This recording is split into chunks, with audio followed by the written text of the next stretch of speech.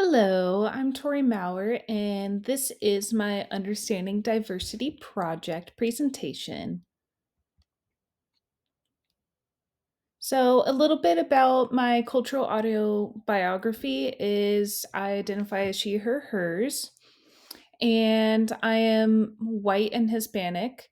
My mom is from Mexico, and my dad's from the United States. And I also am German, Swiss, Spanish, and also South American. And I was born and raised in Southern California all throughout my 25 years of living.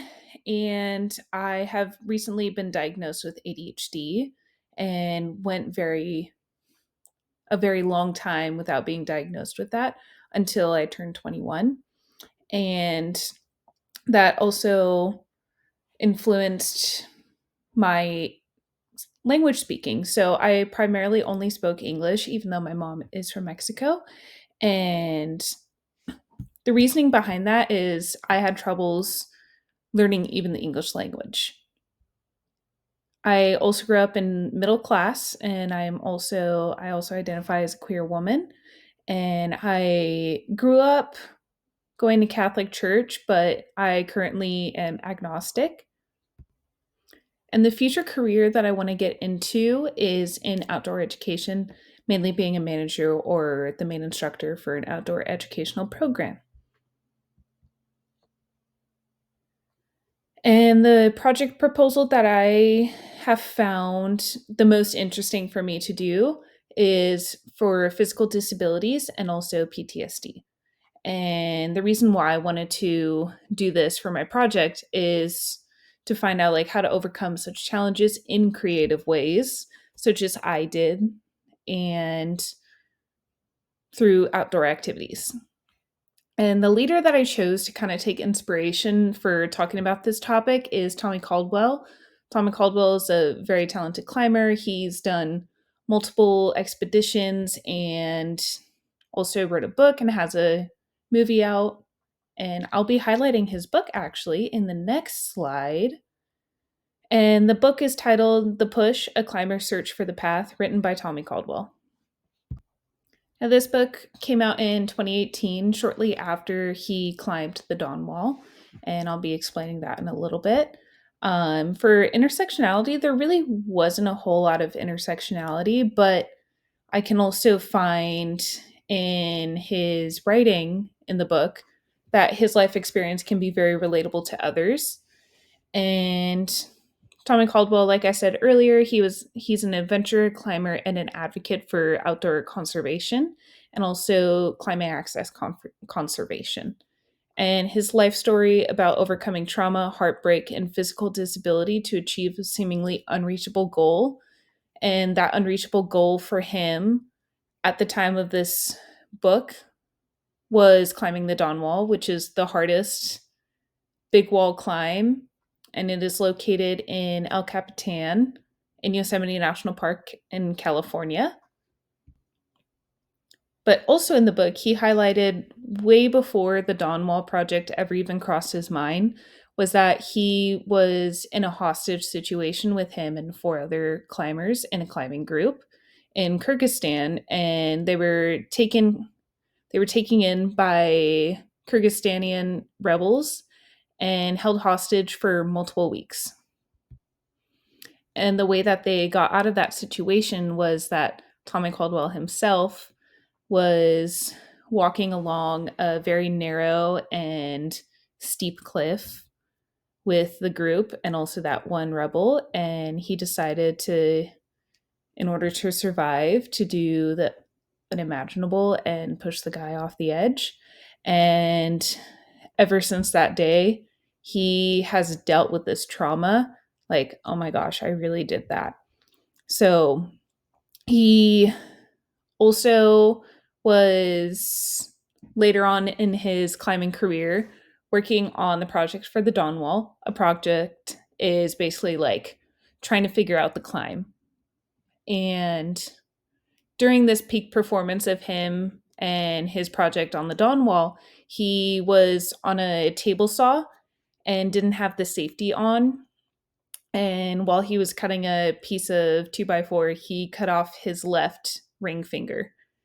And that really devastated him in that moment because he's all like, oh my gosh, I'm never going to be able to climb the same again.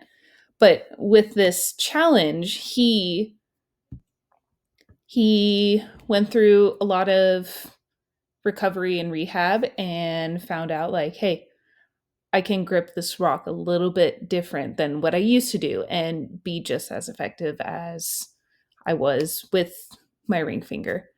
And the way that I can apply his life story is to teach the students that I want to teach about all of his life struggles and the way that he overcame them.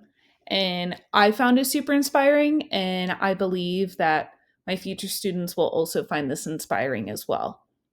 And it also shows that disabilities is not the end of anything.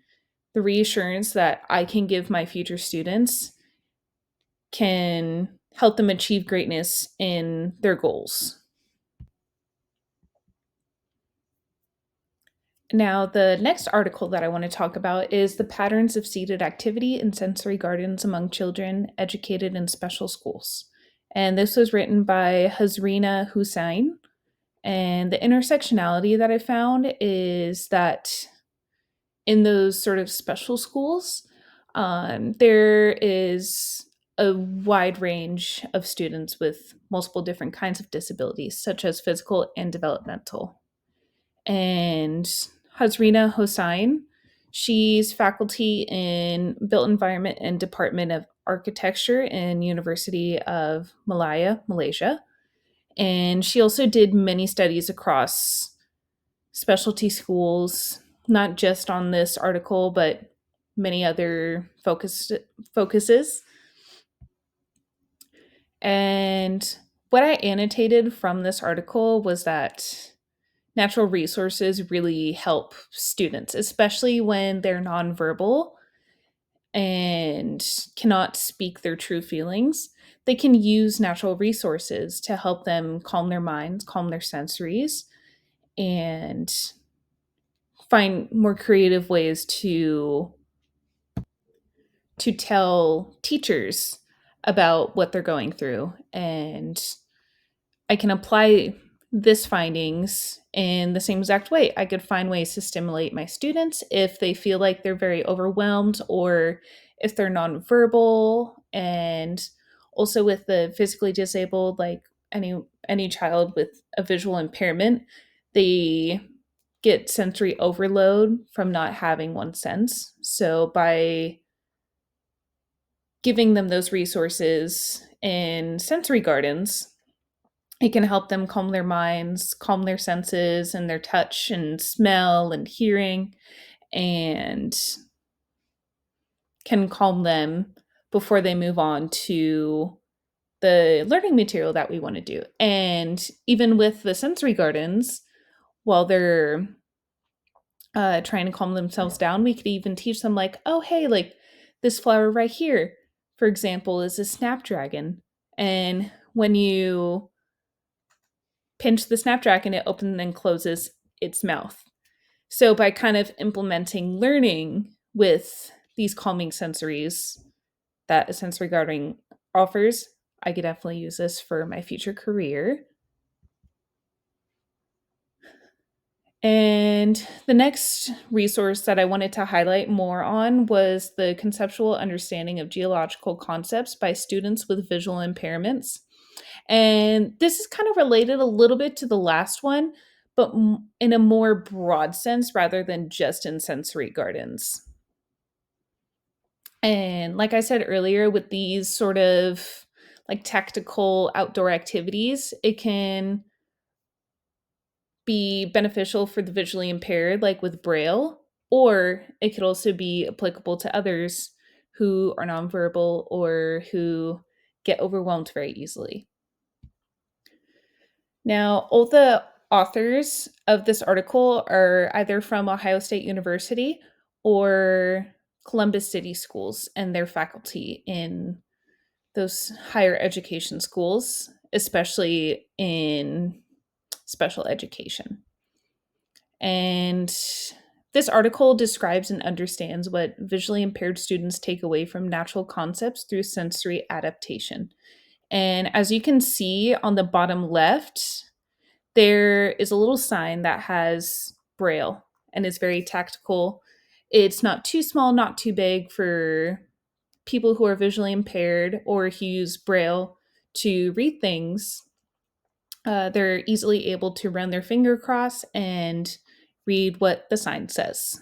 And for example, the signs can be saying, like, oh, this is a redwoods tree, or this is a Venus flytrap.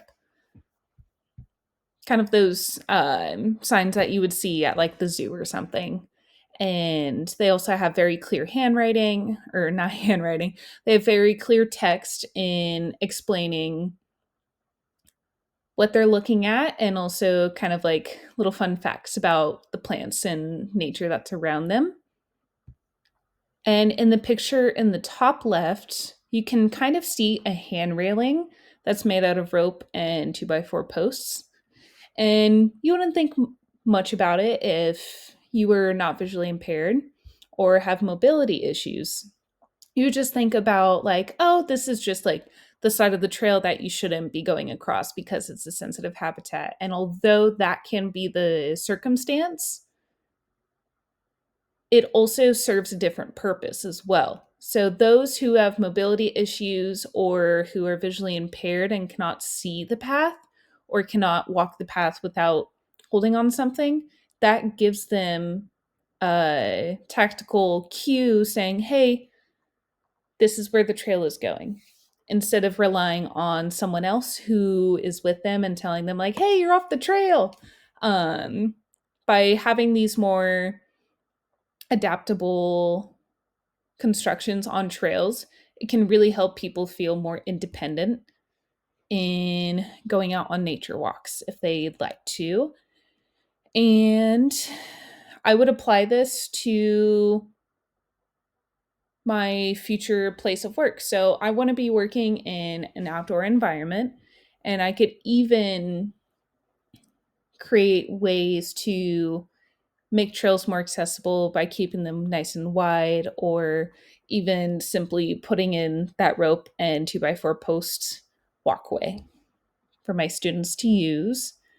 And I could also share these findings with the peers and also the organization that I will be working at, and also other teachers and instructors in the field, to give them ideas on how to be more adaptable to those are who are visually impaired and also mobility impaired.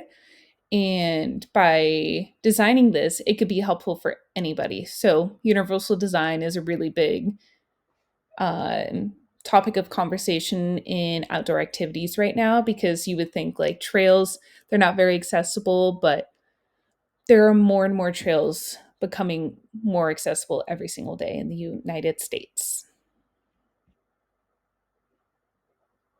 And the main takeaways that I got from my research project is diversity, resources, and creativity. So, with diversity, although I am disabled, there's so much more understandings about this community. So, I have ADHD. That definitely does not cover all of the disabilities that are out there. There's a lot of disabilities that I don't experience and cannot relate to. So, the findings that I saw in researching, especially for this project, it really helped me understand more about adaptations and also universal design, and to better their world and to be more inclusive. And with these resources that are discussed in today's disabled community, is that I realize that nature heals, calms, and saves people. So what I mean by nature heals, like I said with Tommy Caldwell, the way that he started to heal himself was to endure on that project of the Dawn Wall. And it also helped him stay in this one mindset and helped calm him through his PTSD and also his physical disabilities. It helped him focus on like this one goal And after he reached that goal, he went on to the next one. And the way that nature saves is that although people who have post traumatic stress disorder, like Tommy Caldwell, it can it can really help someone realize like, hey, there's so much in the world to see other than what I am going through right now. And in order to appreciate my life and accept my life, I need to appreciate what nature has to offer and also find ways that can help me benefit. And the ways that the outdoor activities kind of benefit people are very creative, like I said, with the sensory gardens and also the universal design of trails that are popping up, like the hand railing. It also allows people to get outside more. Those who have physical disabilities, they're not stuck on walking on sidewalks in neighborhoods and they're able to go outside more. And by finding strengths and weaknesses within an individual, it can really help them strengthen those weaknesses. And also, with finding different strengths, can help heal those weaknesses that someone may have. So, these are my references. And thank you guys so much for watching. I appreciate your time and good luck for the rest of your educational career and your future. Thank you.